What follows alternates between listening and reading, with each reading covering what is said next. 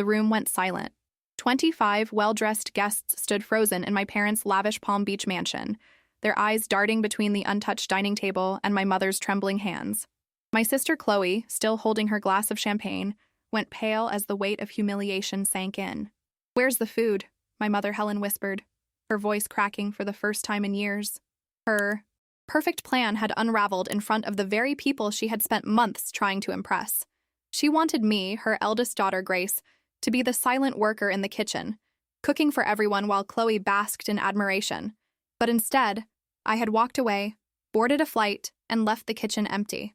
What none of them knew, what they were about to discover, was that I wasn't the family's servant at all. I was someone entirely different, and their greatest humiliation hadn't even begun yet. My earliest memory is standing on a wooden stool in our Palm Beach kitchen, watching my mother instruct the chef on how to properly arrange the canapes for one of her legendary soirees. I was 5 years old, wide-eyed and fascinated by the flurry of activity. "Grace, pay attention," my mother said, not unkindly. "One day you'll need to know how to run a proper household." I nodded eagerly, desperate for her approval. What I didn't understand then was that this wasn't just a mother teaching her daughter useful skills. It was the beginning of my designation as the family's backstage manager. Always essential, never celebrated. By the time I was 12, my sister Chloe had arrived in our world like a supernova. She was everything I wasn't, naturally charming, effortlessly pretty, and somehow born knowing exactly how to make my parents beam with pride. While I was practical and thoughtful, Chloe was vivacious and magnetic. The contrast couldn't have been more stark. "Look at Chloe playing the piano for Mr. and Mrs. Whitmore," my father would say at parties, his voice swelling with pride. Meanwhile, I'd be in the kitchen, helping the staff prepare the next course, invisible to everyone except when something needed to be fetched or arranged. Our family home was a sprawling Mediterranean-style mansion in Palm Beach's most exclusive neighborhood, with pristine white walls and terracotta roofs that glowed orange at sunset. From the outside, it looked like paradise. Inside, it was a carefully orchestrated theater of appearances where everyone played their assigned role. Chloe was the star. I was the stagehand. "Grace has such a good head on her shoulders," my mother would tell her friends when they asked about me, the daughter they rarely saw at social gatherings. "She's our practical one." The way she said practical made it sound like a consolation prize. By high school, the pattern was set in stone. Chloe attended the prestigious Whitfield Academy, where she was homecoming queen and captain of the debate team. I went to the same school but spent most of my time in the home economics lab or the library. Teachers praised my intelligence, my organizational skills, my reliability. None of them knew how much I longed to be seen for something more. "You know, you're lucky," Chloe told me once, sprawled across her canopy bed while I helped her organize her college application materials. "Mom and Dad don't expect anything from you. You can just be." I stopped sorting papers and looked at her. "Is that what you think? That they don't expect anything from me?" Chloe shrugged, distracted by a text message. "Well, they don't put pressure on you like they do with me. I have to be perfect all the time." She never noticed the irony of complaining about this while I was doing her work for her. When we both went to college, Chloe to Princeton, me to Florida State on scholarship, the dynamic continued despite the distance. Holiday breaks meant returning to the same roles. Chloe being paraded around social events, me ensuring everything behind the scenes ran smoothly. "Grace, be a dear and check on the catering," my mother would say at Thanksgiving. "Chloe needs to rest. She's been working so hard at school." No one asked about my 4.0 GPA in business administration. No one noticed when I started building my own contacts in Miami's hospitality industry during my junior year. No one paid attention when I began working remotely for a small event planning company during my senior year of college. After graduation, while Chloe bounced between glamorous but short-lived jobs in New York and Los Angeles, I stayed in Florida. Not because I couldn't leave, but because I had discovered something. In Miami, away from my family's shadow, people valued what I could do. My organizational skills, my attention to detail, my ability to anticipate problems before they happened. These weren't just useful traits for keeping a household running. They were valuable business assets. By the time I was 28, I had worked my way up from assistant to partner at Coastal Events, one of Miami's premier luxury event planning companies. By 30, I had quietly bought out my partner when he wanted to retire, becoming the sole owner. I rebranded as Grace and Elegance Events, a name that felt like reclaiming something of myself. All the while, my family remained oblivious. They knew I worked in events, but assumed it was some minor administrative role. They never asked for details. When they needed me for family functions, they expected me to drop everything. And foolishly, desperately still seeking their approval, I usually did. Mom, I can't come home this weekend. I have a major client event, I'd say. Grace, don't be difficult. It's your father's birthday. Family comes first, she'd reply, as if my career were a hobby I could set aside at a moment's notice. The irony wasn't lost on me. I was becoming known in Miami social circles as the woman who could create flawless, unforgettable events for the city's elite. Meanwhile, at home, I was still just Grace. Reliable, practical, invisible Grace, whose greatest value was knowing how to properly fold napkins and time a 7-course meal. It might have continued that way indefinitely if not for last Christmas, the event that finally forced me to see what should have been obvious all along. I wasn't just underappreciated in my family. I was deliberately diminished to elevate my sister. And it was time for that to end. The call came 3 days before Christmas, just as I was finalizing details for a New Year's Eve gala that would host Miami's most influential business leaders. I was in my downtown office, a glass-walled space with views of Biscayne Bay that still gave me a thrill every time I looked up from my desk. Grace, we need you home tomorrow, my mother announced without preamble when I answered my phone. Mom, I can't. I'm in the middle of preparing for the biggest event of our company's year, I explained, watching my assistant Mia shoot me a concerned look from across the room. Well, Chloe is hosting an important dinner. 25 guests, people who could really help her career. She needs you to handle the cooking and service. I froze, phone pressed to my ear. You want me to come home to cater my sister's dinner party? Don't be dramatic, Grace. It's Christmas. Family helps family. Chloe has been under so much pressure since her gallery showing got postponed. She needs to make connections, and she can't do that while worrying about the food. Chloe had been starting her career as an art curator for the past 3 years, with nothing to show for it except our parents' depleted patience and checkbook. Meanwhile, I had built a company that employed 15 people and generated over $2 million in annual revenue. Mom, I have my own career pressures. I can't just— What career pressures? You plan parties for a living, she scoffed, the dismissal so casual it took my breath away. This isn't brain surgery, Grace. Just be useful for once.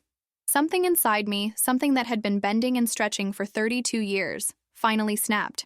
I'll think about it, I said quietly, ending the call before she could respond. Mia approached my desk tentatively. Everything okay, boss? I looked up at her, at this brilliant young woman who respected me, who saw my value every day, who had chosen to work for me, because she believed in what I had built. No, I said honestly, but it will be. That night, alone in my modern brick-hell apartment with its clean lines and carefully curated art, including none from my sister's collection, I paced the floor for hours. Every Christmas had been the same since childhood.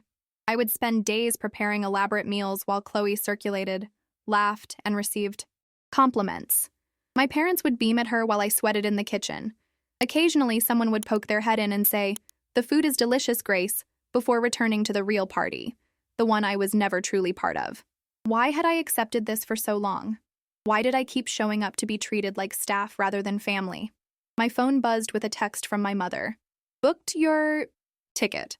Arriving 11 a.m. tomorrow. Car will pick you up. Bring your good knives. Not, please. Not, would you mind? Not even the pretense of asking. And something else caught my attention. They had booked my ticket without consulting me, without checking my schedule, without a moment's consideration for the fact that I might have other obligations. They had simply assumed I would come running, as I always had. I sat on my balcony overlooking the glittering Miami skyline and made a decision that would change everything. The next morning, instead of packing my good knives and heading to the airport, I went to my office and called an emergency meeting with my team. I need to reschedule my meetings for the next 3 days and delegate some of the New Year's Eve preparations, I told them. Something's come up.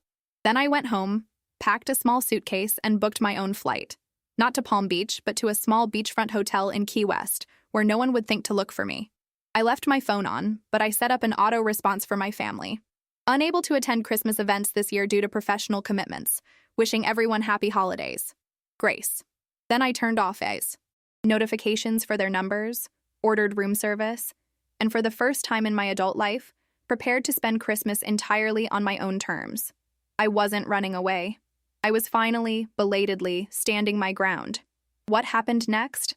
I pieced together from multiple sources. My cousin Amber's frantic texts, my father's terse voicemails, and most vividly, from family friend Sophia Martinez, who called me from the bathroom during the ill-fated dinner party. "Grace, what did you do?" Sophia whispered, her voice a mix of horror and admiration. "Your mother is having a complete meltdown." According to Sophia, the evening had begun with my mother's signature confidence. The mansion was impeccably decorated with fresh pine garlands and twinkling lights. Chloe, resplendent in a designer dress that probably cost more than my monthly rent, floated among the arriving guests, art gallery owners, wealthy collectors, and social influencers who could elevate her fledgling career. "Helen kept saying you were in the kitchen, preparing something spectacular," Sophia told me. She actually used the word masterpiece at one point. For nearly an hour, my mother maintained the charade. Champagne flowed. Appetizers, store-bought and hastily arranged on our family's heirloom silver platters, were passed around by the one server they'd managed to hire at the last minute. My father made a toast to family traditions and new beginnings, while casting increasingly anxious glances toward the kitchen. Then came the moment when dinner should have been served. Your mother excused herself to check on things, Sophia continued. We all heard her gasp. Then there was just silence. When Helen Lawson returned to the dining room, her carefully maintained composure had cracked. For the first time in decades of hosting, she had nothing to serve her guests. The kitchen was pristine, untouched, a stage set without its actor. "Where's the food?" she had whispered, her voice carrying in the sudden silence. Chloe, quick on her feet as always, laughed nervously. "Grace must have stepped out for a last-minute ingredient," she said, but the tremble in her voice betrayed her. Minutes ticked by. The guests exchanged glances. My father disappeared into the kitchen, emerging with a face like stone. Whispers started. Someone checked their watch. Finally, after 15 excruciating minutes, my mother made a call that went straight to my voicemail. Then another, and another. "I've never seen your mother lose control like that," Sophia said. "She actually started shaking. Your father had to take her phone away." Chloe, in a desperate attempt to salvage the evening, suggested ordering pizza. My father, his pride in tatters, placed the call while my mother disappeared upstairs, claiming a sudden migraine. By the time 8 large pizzas arrived at the mansion's grand entryway, delivered by a wide-eyed teenager who'd never been to that part of Palm Beach before, half the guests had already made excuses to leave. The ones who stayed were mostly just curious to see how it would all end, Sophia admitted. It was like watching a car crash in slow motion. In my hotel room in Key West, I listened to Sophia's account with a strange sense of detachment. I hadn't intended to create such chaos. I had simply refused to play my assigned role. "Are you okay, Grace?" Sophia asked finally. "I've known you since you were a little girl. This doesn't seem like you." I stared out at the sunset painting the ocean gold and coral. "Maybe that's the problem, Sophia. Everyone thinks they know who I am, but nobody's been paying attention to who I've become." The texts and calls continued through the night and into Christmas morning. My mother's messages evolved from commanding, "Get home immediately," to threatening, "You'll regret this behavior," to wounded, "How could you humiliate us this way?" Not once did she ask if I was safe or well. My father, more practical, left a single voicemail. "Whatever point you're trying to make, Grace, I hope it was worth destroying your sister's opportunity. Call your mother before she has a stroke." Chloe's message was the only one that gave me pause. "I don't understand what's happening, but I know I must have done something to deserve this. Please call me back." For a moment, guilt threatened to overwhelm me. Had I gone too far? Was I punishing Chloe for a dynamic our parents had created? Then I remembered all the times Chloe had watched me work myself to exhaustion for family events without ever offering to help. The times she'd accepted credit for my ideas, my cooking, my planning. The way she'd internalized our parents' narrative that her presence was the gift, while my value lay in my utility. No, I hadn't gone too far. I simply hadn't gone far enough yet. On Christmas morning, while my family was likely nursing their wounded pride over coffee, I sat on the beach with my laptop and sent an email to Jason Chen, the editor of Miami Business Quarterly, a connection I'd made during a charity gala I'd organized the previous spring. "Remember when you said you'd be interested in featuring female entrepreneurs who are changing Miami's hospitality landscape?" I wrote. "I'm ready to tell my story." 2 days later, I returned to Miami, recharged and resolved. I walked into my office to find my team had not only managed without me, but had finalized all the details for the New Year's Eve gala. "Everything's under control, boss," Mia assured me. "Though your family called the office about 20 times. I told them you were unreachable due to client commitments." I squeezed her shoulder gratefully. "Thank you. And not just for handling the calls, for everything. I don't think I've said it enough, but I appreciate all of you." She looked startled, then pleased. "We appreciate you too, Grace. This company wouldn't exist without your vision." I sat at my desk, struck by the contrast. Here, in the world I'd built. For myself, I was valued for exactly who I was. The real me, not the convenient fiction my family had constructed. My phone buzzed with a text from my cousin Amber. "Fair warning, Aunt Helen is on the warpath. She's telling everyone you had some kind of mental breakdown. Also, is it true you own your company? Mom saw something online." I smiled. Phase 2 was about to begin. The New Year's Eve gala was, by any measure, a triumph. Miami's Vizcaya Museum and Gardens provided a backdrop of old-world elegance, while our modern touches, holographic art installations, molecular gastronomy food stations, and a midnight drone show over Biscayne Bay, created the perfect blend of tradition and innovation. I circulated among the guests in a midnight blue gown that had cost more than I'd ever spent on clothing before, feeling for once like I belonged in the spotlight rather than behind the scenes. CEOs, philanthropists, and cultural leaders greeted me by name, many commenting on the Miami Business Quarterly profile that had just been published online that morning. "Grace Lawson, the invisible force behind Miami's most exclusive events," read the headline, accompanied by a professional photograph of me standing confidently in my office, the bay glittering behind me. The article detailed my journey from working as an assistant to owning one of the city's premier event companies, highlighting our 7-figure revenue and growing staff. What the article didn't mention, what I'd specifically asked Jason to omit, was my family. This moment was about my achievements, not my pedigree. At precisely 11:45 p.m., as guests were gathering for the countdown to midnight, my phone lit up with a call from a Palm Beach number I didn't recognize. Curious, I stepped onto a quiet balcony to answer. "Is this Grace Lawson of Grace and Elegance Events?" a man's voice asked.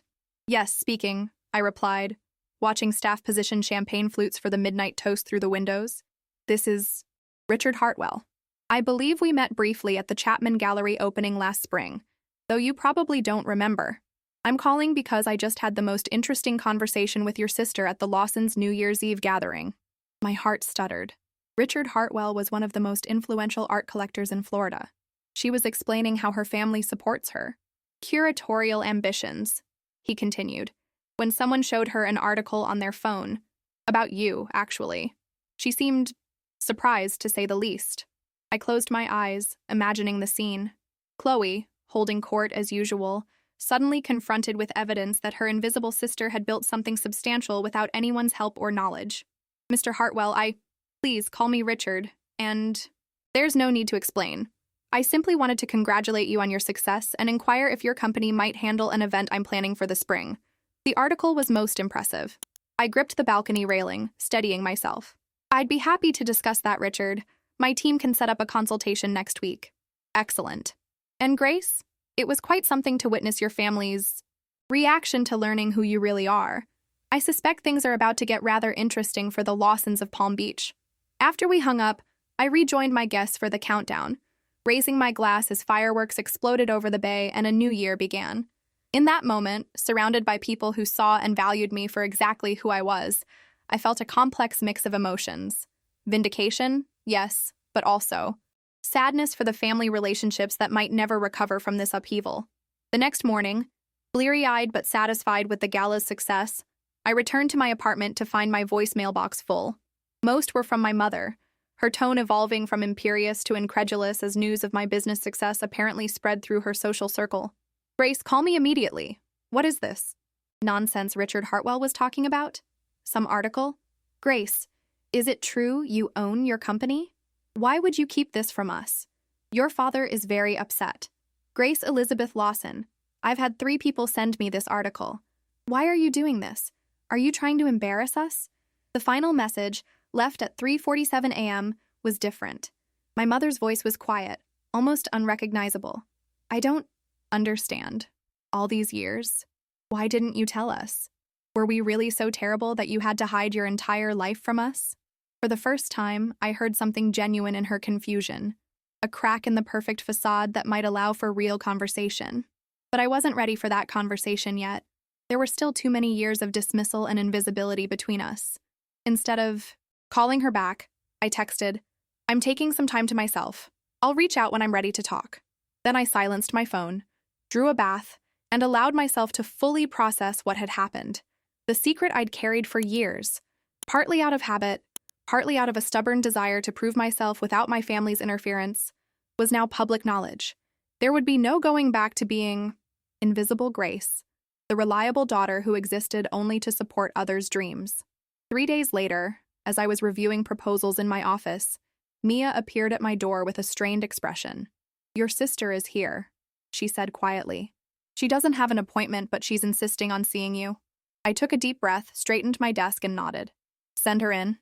Chloe entered, hesitantly, looking smaller somehow than I remembered. Gone was the confident socialite who commanded every room. In her place stood a woman who seemed uncertain of her welcome, a feeling I knew all too well. "Your office is beautiful," she said, glancing around at the space I'd carefully designed to reflect both warmth and professionalism. "I had no idea. That's becoming a theme," I replied, gesturing for her to sit. "What brings you to Miami, Chloe?" She perched on the edge of the chair across from me, clutching her designer handbag like a shield. "Mom and Dad are falling apart, Grace. Dad's barely speaking, and Mom keeps alternating between crying and raging. They can't understand why you'd hide something like this from them." I raised an eyebrow.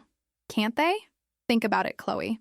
When was the last time either of them asked me about my work? About my life?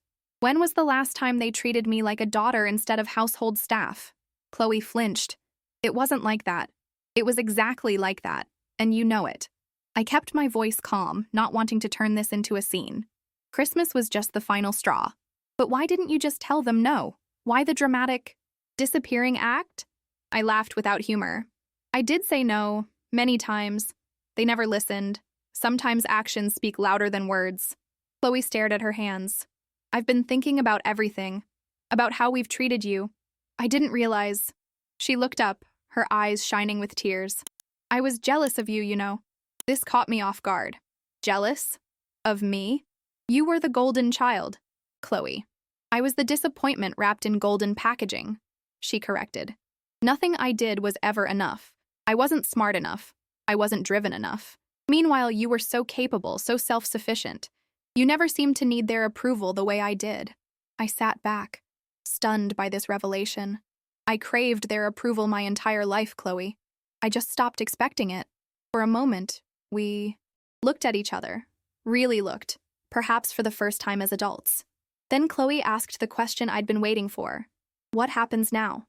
"What happens now?" Chloe had asked, her voice small in my spacious office. What happened next was something neither of us could have predicted. The slow, painful, necessary dismantling of our family's dysfunction, piece by carefully constructed piece. "I don't know," I answered honestly. "But whatever it is, it can't be what we had before." Chloe nodded, a hint of the sister I barely knew emerging beneath the polished exterior. "I want to understand, Grace. Really understand. Could you show me what you've built here?" It was such a simple request, yet it felt monumental. My sister asking, perhaps for the first time, to see me as I truly was. Stood and gestured toward the door. "Let me give you the tour." For the next hour, I walked Chloe through Grace and Elegance events. I introduced her to my team, showed her our project management systems, and explained the complex logistics behind the events we created. With each step, I watched her expression shift from polite interest to genuine astonishment. "This is incredible," she said as we stood in our design studio, surrounded by mood boards and material samples for upcoming events. "You created all of this?" "One step at a time," I said. "No overnight success story here. Just years of hard work that no one in our family bothered to notice." Chloe winced at the truth in my words. "I'm part of the problem, aren't I? I accepted everything they gave me without questioning why you got so much less." "We both accepted roles that weren't healthy," I admitted. "I enabled their behavior as much as you did." We ended up at a small cafe down the street, where our conversation continued over strong coffee. For perhaps the first time in our adult lives, we spoke honestly. About our childhood. About the toxic patterns that had defined our family. about the insecurities that had driven both of us in opposite directions. "I'm a fraud," Chloe confessed, stirring her latte absently. 3 years trying to break into the art world, and I have nothing to show for it except Dad's money down the drain. Meanwhile, you've built all this. "You're not a fraud," I countered. "You're someone who never had to develop your own capabilities because everyone was too busy telling you how special you were." She laughed bitterly. "That's a nice way of saying I'm useless." "No," I said firmly. "That's saying you haven't had the chance to find out what you're capable of. There's a difference." As afternoon stretched into evening, something shifted between us. Not forgiveness exactly, but perhaps the foundation for it. When we finally parted ways, Chloe hugged me awkwardly, then pulled back to look me in the eye. "I'm going to fix things with Mom and Dad," she said. "Not for you. You don't owe them anything. But because we all need to be better. Would you consider talking to them eventually?" I thought about it carefully. "Not yet. I need time. But yes, eventually." "That's fair," she nodded. "In the meantime, can I stay in touch? Just you and me?" It was a small olive branch, but one I was ready to accept. I'd like that. True to her word, Chloe became a regular presence in my life over the following weeks, not inserting herself into my business or making demands on my time, but simply reaching out. Sometimes it was just a text asking how my day was going. Other times, it was a photo of something that reminded her of a shared childhood memory. Small steps, building something new from the ashes of what had been burned away. As for my parents, their approach was less nuanced. My father sent a formal email a week after Chloe's visit. "Grace, your mother and I would like to discuss recent events. Please advise when you might be available to meet. Regards, Henry Lawson." It was so typically him. Distant, proper, treating family conflict like a business negotiation. I didn't respond immediately, letting the silence speak for me. A week later, he tried again. "Grace, I understand your reluctance to engage. If it helps, I am prepared to acknowledge that mistakes were made. Your success is impressive and deserves recognition. Please consider meeting. Dad." The shift from Henry Lawson to Dad didn't escape my notice. Still, I waited. My mother's approach was more direct and more characteristic. She simply showed up at my office one Tuesday afternoon in February, breezing past reception as if she owned the place. "Mrs. Lawson, you can't just—" Mia began, intercepting her in the hallway. "It's all right, Mia," I said, emerging from my office at the commotion. "I'll handle this." My mother stood in the corridor, impeccably dressed. As always, but there was something different about her. The usual armor of perfection seemed thinner somehow, revealing glimpses of the vulnerable woman beneath. "Grace," she said, her voice uncharacteristically hesitant. "Your office is lovely." "Thank you," I replied coolly. "Did you have an appointment?" She flinched at my tone but pressed on. "I thought we could have lunch. There's so much we need to discuss." I considered refusing, but what would that accomplish? This confrontation was inevitable. Might as well face it on my terms. "I have 30 minutes, I said. "We can talk in my office." Once the door closed behind us, my mother took in the space. The awards on the wall, the photographs of events we'd created, the view of the city I'd made my own. For a long moment, she was silent. "I didn't know," she finally said. "All this time, I had no idea." "You never asked," I replied simply. She sank into the chair across from my desk, her perfect posture slumping slightly. "No, I didn't. And that's unforgivable, isn't it?" The question hung between us, heavy with decades of dismissal and expectation. "I don't know if it's unforgivable," I said carefully. "But it can't be. Undone with one conversation." My mother nodded, unexpected tears welling in her eyes. "When did you become so formidable?" "I've always been formidable, Mom. You just never noticed." The truth of it seemed to hit her like a physical blow. She reached for her purse, pulling out a tissue with trembling hands. "Your father and I have been doing a lot of thinking since Christmas. And talking, really talking, for perhaps the first time in years." She dabbed at her eyes. "We weren't good parents to you, Grace. We put so much pressure on Chloe to be exceptional that we never saw what was right in front of us." It was more self-awareness than I'd ever heard from Helen Lawson, and it caught me off guard. "Why are you telling me this now?" "Because I want a chance to know my daughter," she said simply. "The real daughter, not the one I imagined or expected. If you're willing to give me that chance." I didn't answer immediately. watching her struggle with emotions she'd spent a lifetime keeping rigidly controlled. Part of me, the hurt child who'd spent years invisible in her own home, wanted to refuse, to make her feel the sting of rejection she'd so casually inflicted on me. But another part recognized the courage it had taken for her to come here, to admit she was wrong. "I can't promise anything," I said finally, "but I'm willing to try if you are." It was a small concession, but the relief on my mother's face was palpable. "That's more than I deserve. Thank you." As she stood to leave, she paused, looking around my office once more. "You've created something remarkable here, Grace. I wish I'd known to be proud of you sooner." After she left, I sat at my desk for a long time, processing the encounter. There was no instant healing, no dramatic reconciliation like in the movies, just the first tentative step toward something different, perhaps something better. That evening, I called Sophia Martinez, who had become an unexpected ally since the Christmas dinner debacle. "Helen Lawson came to your office and apologized?" she asked, incredulous. The same Helen who once told me she'd rather die than admit a mistake. It wasn't quite falling to her knees and begging forgiveness, I said dryly. But by her standards, it was significant. Sophia laughed. "The world really has turned upside down. What happens next?" I gazed out at the Miami skyline, lights beginning to twinkle as dusk settled over the city. "I honestly don't know, but for the first time, I feel like I'm facing my family on equal footing." "That's worth celebrating," Sophia said warmly. "I'm proud of you, Grace, not just for your business success, but for finding the courage to stand up for yourself." Her words stayed with me that night as I reflected on the journey of the past few months. I had gone from being invisible to making myself seen, not through grand gestures or revenge, but simply by refusing to diminish myself any longer. 6 weeks after my mother's unexpected office visit, I found myself driving up the familiar palm-lined drive to my parents' Palm Beach mansion. This time, however, I wasn't arriving early to prepare the food or set the table. I was coming as a guest, specifically as the guest of honor. The invitation had arrived a week earlier, a formal card in heavy cream stationery. "The Lawson family requests the pleasure of your company for dinner. Saturday, March 15th at 7 p.m., RSVP to Chloe Lawson." A handwritten note from my sister had been tucked inside. This was Mom's idea. Dad's cooking, with professional backup. "I'm on price. Wine duty. No one expects you to lift a finger. Please come." See, I'd hesitated, then texted my acceptance, setting boundaries that would have been unimaginable months before. I would drive myself. I would stay at a hotel, not in my old bedroom. I would leave when I was ready to leave, not when the evening was officially over. Chloe had responded with a simple thumbs-up emoji and "we'll take what we can get."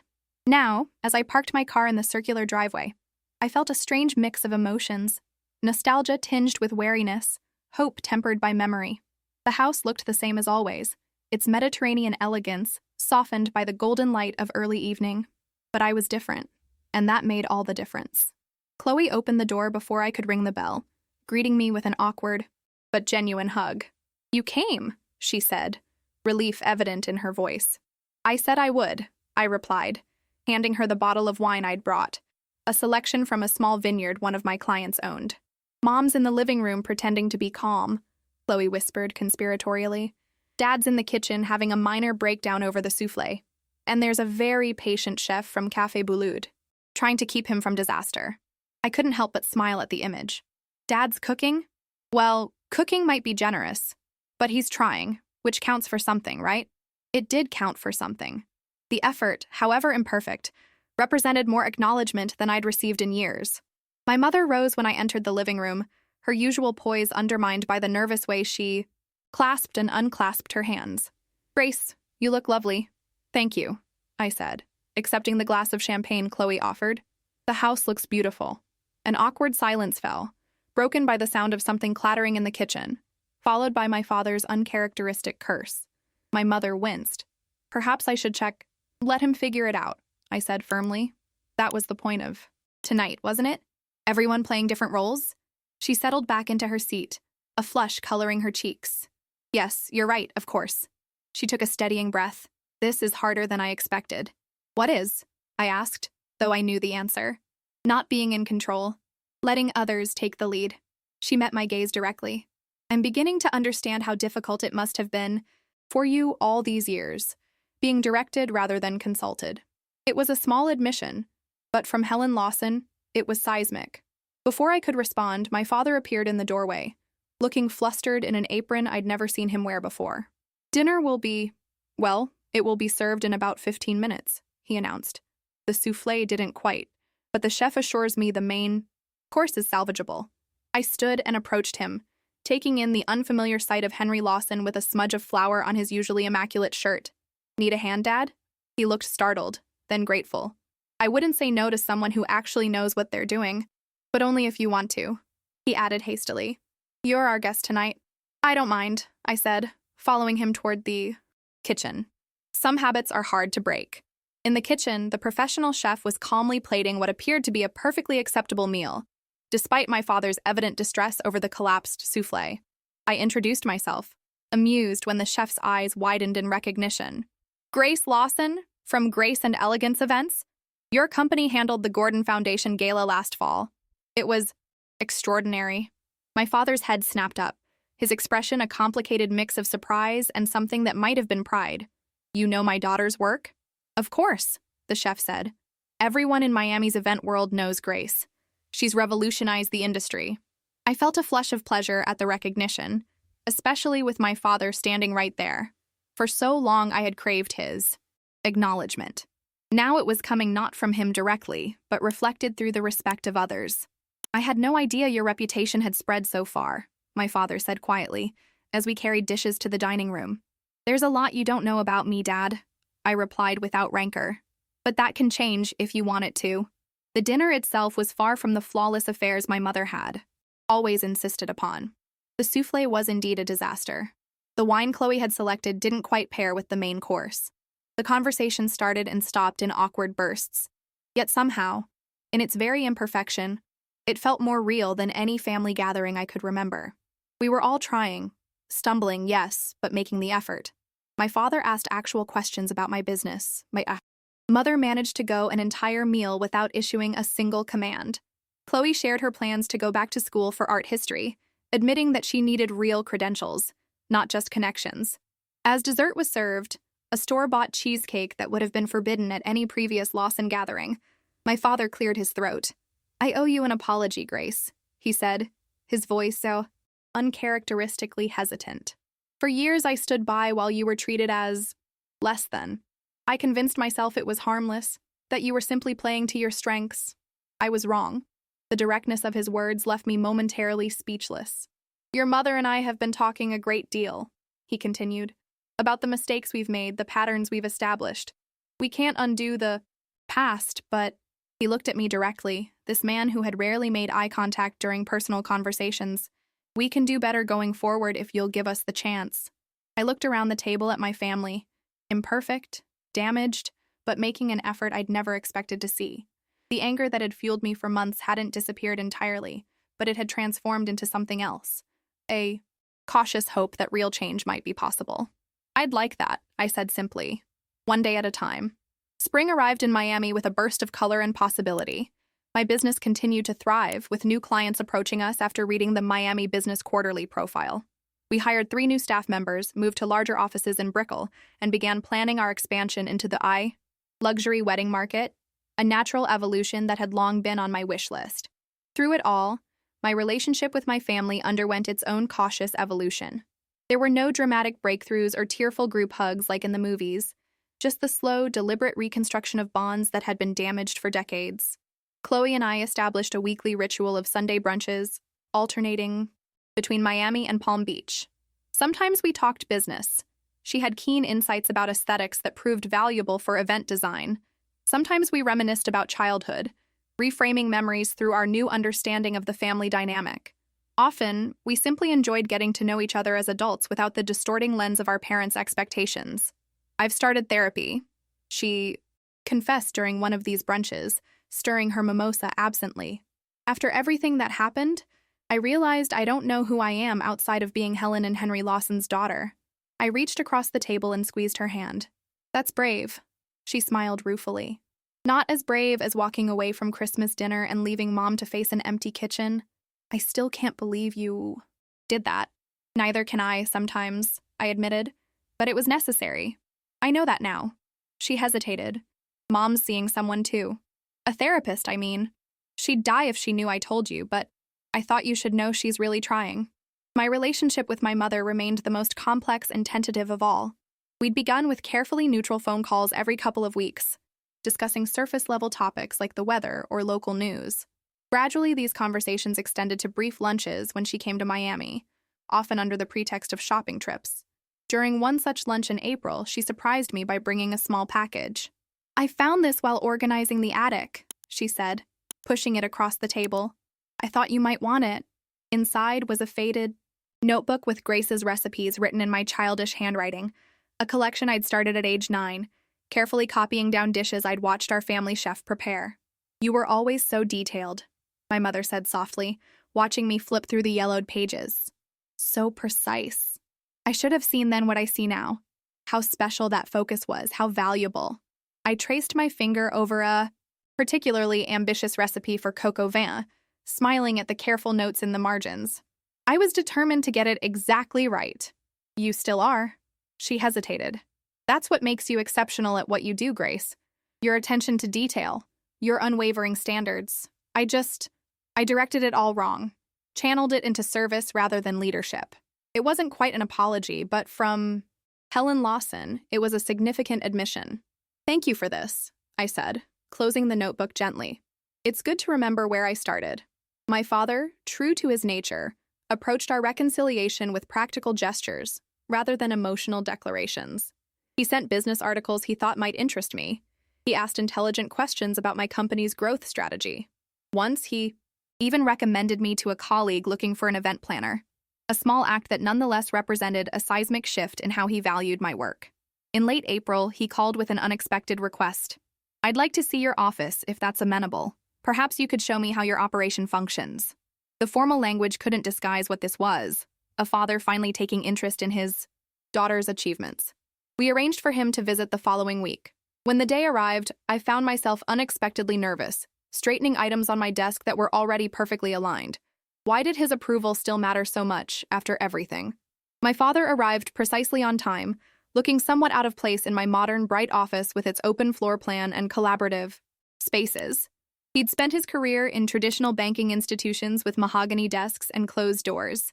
"This is quite impressive," he said, taking in the wall of awards and press mentions in our reception area.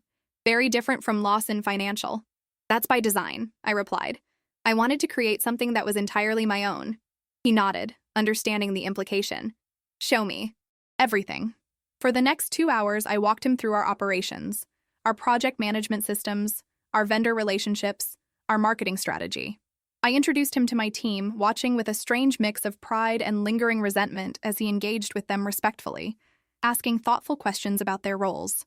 In the design studio, he paused in front of a mood board for an upcoming charity gala. "The attention to detail here is remarkable," he observed. "Nothing left to chance." "That's our specialty," I said, "creating experiences where every element has been considered." He turned to face me fully. "Like you used to do for our family events." "Yes," I acknowledged, "except now I get paid very well for it and my name is on the door." A flicker of what might have been regret crossed his face. As it should be. Later, in my office, he studied the financial reports I'd shared with him, a gesture of trust that would have been unthinkable months ago. "Your profit margins are impressive," he said, tapping the spreadsheet, "particularly in an industry with such high overhead costs." "We're selective about our clients," I explained. "We'd rather do fewer events, with higher returns than spread ourselves too thin." "Smart strategy." He set the papers down and looked at me directly. "Grace, I'd like to make you a business proposal." I raised an eyebrow. "What kind of proposal?" "An investment. Lawson Financial has a venture capital division focusing on women-led businesses. Your company would be an excellent addition to our portfolio." "Growth capital." "No." "Controlling interest. You'd maintain full operational control." I sat back, stunned. "You want to invest in my company?" "It's a sound business decision," he said matter-of-factly. "Your growth metrics are excellent, your reputation is sterling, and the luxury event market is projected to expand significantly in the next 5 years." I studied him, trying to untangle the emotions beneath the business proposition. Was this his way of making amends? Of acknowledging my success? Or was it something else? an attempt to insert himself into the one area of my life where I'd established complete independence. I appreciate the offer, I said carefully, but I built this company without family connections or capital. That independence means something to me. He nodded, not seeming surprised by my response. I understand. The offer remains open, should you change your mind. As we concluded the visit, he paused in the doorway of my office. You've created something extraordinary here, Grace. I wish I'd recognized your potential sooner. It was perhaps the most direct acknowledgement he'd ever given me, and despite everything, it sparked a warmth in my chest. Thank you, Dad. After he left, Mia poked her head in. So that was the famous Henry Lawson. He's intimidating. I laughed. He can be, but he's learning to be a father too. Better late than never, I suppose. That night, I called Sophia for our now regular evening catch-up. Our friendship had deepened since the Christmas incident, evolving from casual acquaintance to genuine confidant. Your father offered to invest. In your company? She asked, incredulous. That's actually quite significant, coming from him. I know, I sighed. Part of me wants to refuse on principle.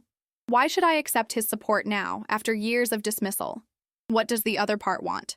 I considered the question carefully.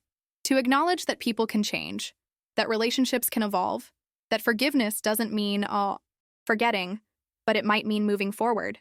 So what will you do? I don't know yet, I admitted. But for the first time, I feel like I have real choices in how I relate to my family. And that's worth something. As spring turned to summer, these new family dynamics continued to develop. Tentative, imperfect, but moving steadily towards something healthier than what had come before. My mother started consulting me about smaller social events she was hosting, not as her kitchen manager, but as a respected professional.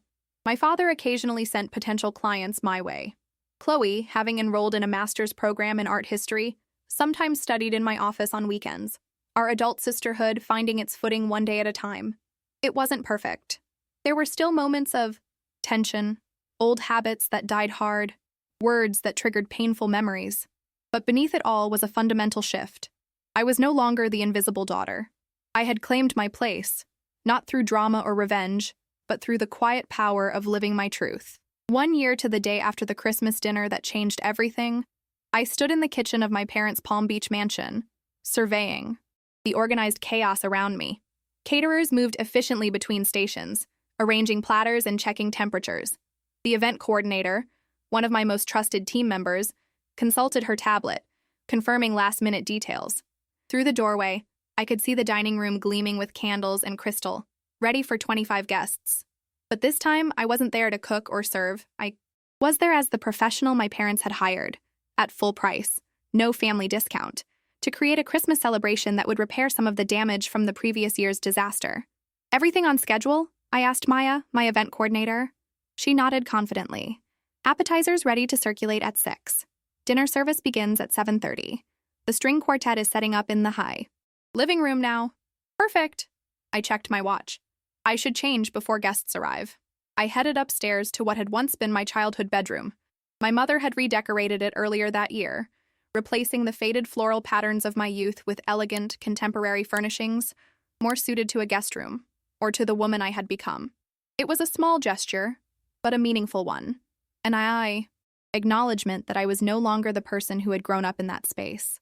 As I changed into the black cocktail dress I'd selected for the evening, I caught sight of my reflection in the full-length mirror. At 33, I looked more confident than I ever had in this house, standing straight, no longer trying to minimize my presence or avoid attention. A soft knock at the door interrupted my thoughts. "Come in," I called. My mother entered, already dressed for the party in midnight blue silk. She looked elegant as always, but there was a softness to her now that had been absent before, the subtle relaxing of someone who had finally loosened her grip on perfection. "The house looks beautiful," she said. "Your team has done a wonderful job." "Thank you," I replied, fastening a pair of earrings. "Though I think you hired us more as a symbolic gesture than because you actually needed an event planner." She smiled ruefully. "Perhaps. But symbolism matters in families, doesn't it? And besides, your company's reputation speaks for itself. Why wouldn't I want the best?" It was still strange sometimes, hearing my mother acknowledge my professional success. "The guests should be impressed," I don't care about impressing them anymore, she said, surprising me. I care about having a lovely evening with family and friends. That's the lesson I took from last year's experience. She stepped further into the room, glancing around at the space that held so many memories for both of us. I keep thinking about something my therapist said, that families often assign roles to children that say more about the parents' needs than the children's talents. She met my eyes in the mirror. You were never just the practical one, Grace. You were always exceptional. I just couldn't see it because I was too busy trying to create the family I thought we should be, rather than appreciating the family we were. The directness of her words, so different from the carefully maintained, facade of my childhood, left me momentarily speechless. Better late than never, I finally managed, echoing what I'd told Mia about my father months earlier. Yes. She hesitated, then added, I know we can never get back the years we wasted with our blindness, but I hope you know how proud I am of you now. Before I could respond, Chloe appeared in the doorway, resplendent in emerald green. Are you two having a moment without me? She teased. Because if we're doing family bonding, I want in. Our mother laughed, a genuine sound that had become more common over the past year. Come here then. I was just telling your sister how proud I am of both my daughters. Chloe joined us, the three Lawson women forming an unlikely tableau in the bedroom mirror. Look at us, she said. All grown up and actually talking to each other? Who would have thought? Not me, a year ago, I admitted. A lot can change in a year, my mother said softly. Downstairs, the doorbell chimed, announcing the first guests. My mother squeezed my hand before heading down to greet them, leaving Chloe and me alone for a moment. Ready for this? Chloe asked. A Lawson Christmas without disaster or drama? I smiled. I'm not sure such a thing exists, but I'm ready to find out. The party unfolded beautifully, exactly as planned, which was itself a new experience in the Lawson household. Guests mingled comfortably, enjoying the appetizers and cocktails. The string quartet played softly in the background. My father, more relaxed than I'd ever seen him at a social gathering, actually laughed at something, Richard Hartwell said. Just before dinner was served, my father clinked his glass for attention. The room quieted, all eyes turning to Henry Lawson standing tall at the head of the table. I want to thank you all for joining us tonight, he began. Many of you were here last year for a different sort of evening. A ripple of knowing laughter moved through the crowd. The disastrous empty kitchen. Christmas had become something of a legend in Palm Beach social circles. But tonight isn't about making up for past mistakes, my father continued, surprising me. It's about celebrating how those mistakes sometimes lead us exactly where we need to be. He gestured toward me.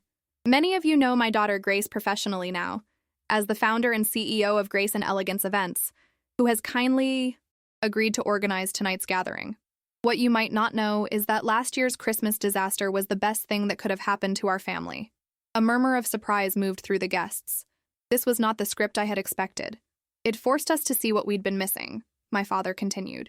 It made us recognize that sometimes the most valuable things are right in front of us, if only we have the wisdom to appreciate them. He raised his glass. So tonight, I'd like to propose a toast, not just to Christmas, but to second chances, to seeing clearly, and to my remarkable daughter Grace, who had the courage to walk away so that we could finally learn how to welcome her properly. I felt tears threatening as glasses were raised around the room. Richard Hartwell caught my eye and gave me a subtle wink, acknowledgement of how far things had come since his phone call last New Year's Eve. Sophia squeezed my arm supportively, and my mother, standing beside my father, smiled at me with unmistakable pride. Later, as dinner was being served, I stepped into the kitchen for a moment of quiet. The catering team worked efficiently, plating the main course with the precision I had once applied to family meals, never expecting recognition. Everything okay? Maya asked, noticing my contemplative expression. Yes, I said, just thinking about how life comes full circle sometimes. After the last guest departed and the catering team had cleaned up, my family gathered in the living room, glasses of brandy in hand. The Christmas tree glittered in the corner. Presents, already arranged beneath it for the morning. Well, my father said, I believe that was a success. Much better than last year, Chloe agreed with a grin. Though I have to admit, last year's disaster was more memorable. Some memories I'd rather not revisit, my mother said dryly, but I am grateful for where it led us. I looked around at my family, imperfect, complicated, but trying so hard to be better than they had been. The anger that had driven me to walk away a year ago had transformed into something else. Not blind forgiveness, but a measured peace, an acceptance that people could change if given the chance and the motivation. "Merry Christmas," I said, raising my glass. "To family," my father added, "the one we're building now." As we clinked glasses, I realized that the greatest gift of the past year wasn't the professional recognition or the public vindication. It was this: the knowledge that I could stand firmly in my truth, demand respect rather than service, and still find my way back to love. I had walked away not to punish my family, but to save myself. In doing so, I had given all of us the chance to create something better from the ashes of what had been burned away. A family based on mutual respect rather than rigid roles, on appreciation rather than expectation. Some might call it justice that my parents had been humiliated, that their careful social facade had crumbled. But true justice wasn't about punishment. It was about restoration, finding a new balance that honored everyone's dignity. As the conversation flowed around me, I thought about the many people who remained trapped in family dynamics that diminished them, who hadn't yet found the courage to walk away or speak their truth. I hoped they would someday discover what I had learned, that sometimes the greatest act of love, both for yourself and for those who have hurt you, is to refuse to participate in your own diminishment. Your value doesn't decrease because someone fails to see it. Sometimes the quietest revolution is simply to know your worth and act accordingly, not with rage or revenge, but with the steady conviction that you deserve to be seen, to be heard, to be celebrated for exactly who you are. And sometimes, if you're fortunate, those who once overlooked you will finally open their eyes and see the treasure that was in front of them all along.